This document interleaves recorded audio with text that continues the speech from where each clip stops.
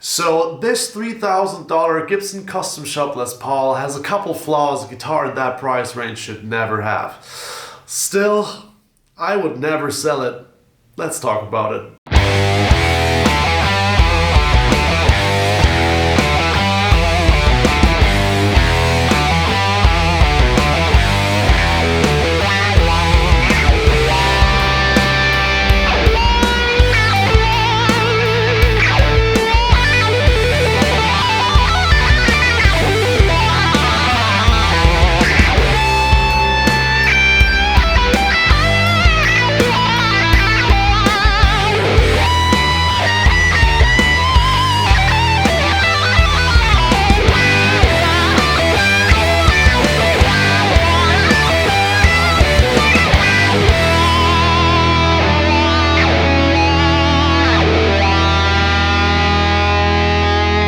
What's up everybody, Joey here with another video at my beautiful Les Paul.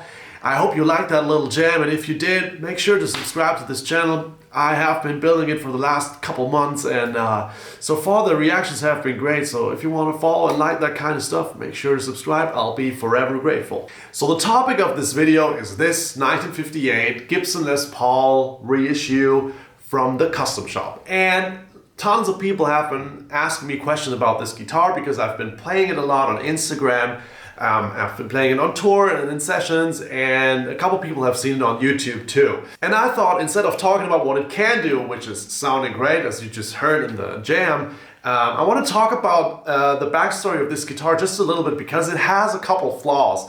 And that, I think, is much more interesting to talk about than the things it actually can do pretty well, because it has some things that a couple of you guys probably wouldn't like at all. So let's get to it. So first things first, I bought this Les Paul in 2011. I bought it new, and it was built in 2010 as the serial number suggests. And I wanted a Les Paul that had vintage correct specifications, if you will. So I ended up with this one. I found this in a store, I really liked it, and I took it home. But there were a couple of flaws. And these flaws I already was familiar with when I bought it, but they weren't significant enough for me not to buy this guitar. First thing about it is the intonation. So especially the G string. I know Gibsons are pretty famous for having like weird G strings, but with this guitar I think it's even a little worse. No matter what you adjust on this bridge, the G string above the 12th fret will always be a little bit off. And you do not notice it until you play another guitar where the G string is just dead on. For instance, this one here, this is a Nick Huber Surfmeister, German brand. It's the German PRS, guys. It's just the best guitar brand in Germany, I feel like. And probably a lot more than just Germany, but this guitar is just crafted perfectly. The intonation up to the 22nd fret is amazing. Back to the Les Paul. Here it's super different, because as soon as you start to play a little bit more complex chords above the 12th fret, the G string is always shaky. It's never right in tune. And the funny thing about it is, I have played this guitar for so long that I just adjust to it. I just tend to fret the G string harder above the 12th fret, because I already know if I play it evenly, then it will just be out of tune. So I just adjust to it and live with it, because the merits of this guitar are just still worth it, 100%. Second point, hardware. I have probably changed this switch 6 or 7 times within 10 years.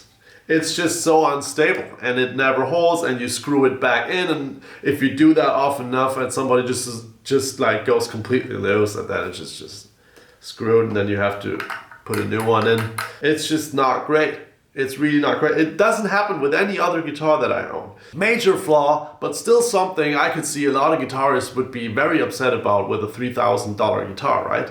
But still, I was like, the sustain on this is amazing, and whenever I play it, I kind of love it, so I guess that's still okay. Flaw number 3, pickups. Pickups were not great, even when I tried it out, but At the point of the purchase, I was already playing for, I don't know, 10 years or 12 years or so.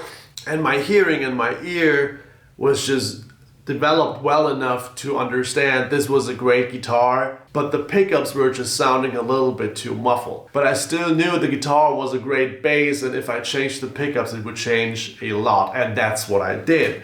So this guitar has different pickups in it. I fiddled with pickups a lot with this one.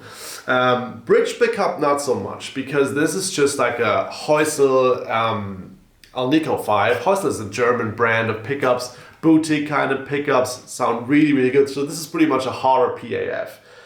Around 12 kilo ohms or something. So pretty hot actually. And but this one, this neck pickup is very, very different to a normal neck pickup, I would say. It's Alnico 3. It has around 7 kilo ohms. So really, really, really weak output, if you will. And there were magnets flipped on this, and there's a couple of things. I bought this from just some guy who fiddles with pickups all the time in his basement, like one of these wild pickup wizards that will just like fiddle with wires all day and stuff, and then they come up with some cool pickup. So in the end, I switched pickups a lot, but found a set that I now really, really like, and I am so used to this set that if I change it now, it would probably sound wrong.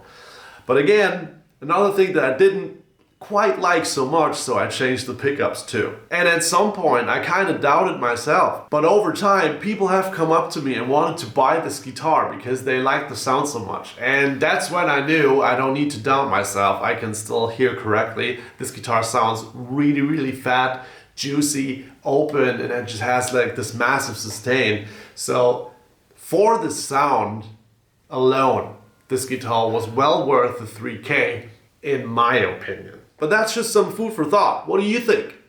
A guitar for $3,000 where you have to change the pickups.